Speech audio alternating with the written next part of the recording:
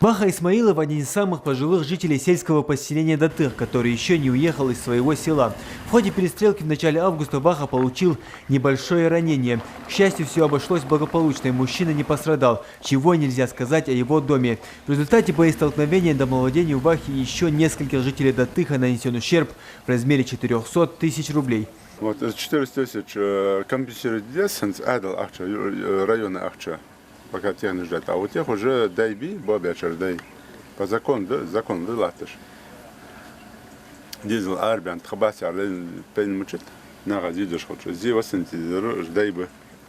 Поэтому он добровольно сюда судья аштали судьи полностью чакадяхкой уже судебное решение, судебный присяжок больше сейчас.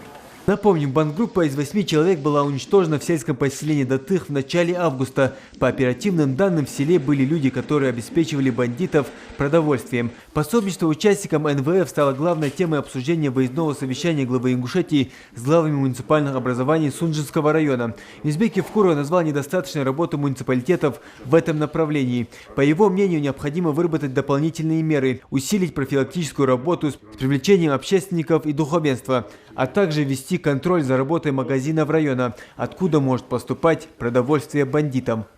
Мне нужно не Сунжинского района, там, Троицкий, там, это все мне не надо, а именно начиная от Нестеровки и сюда вверх. Все фамилии выписать, лицензии проверить, все проверить, это раз.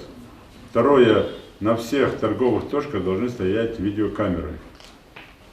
И саму торговую точку внутри, снаружи, и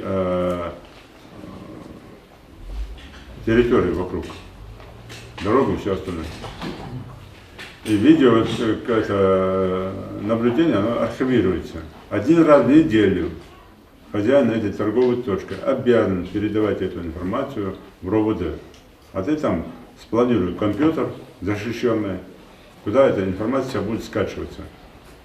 Каждую неделю эта информация тут должна проходить. На совещании также в адрес представителей органов местного самоуправления прозвучали указания навести порядок на дорогах, уделять большее внимание санитарной очистке территорий.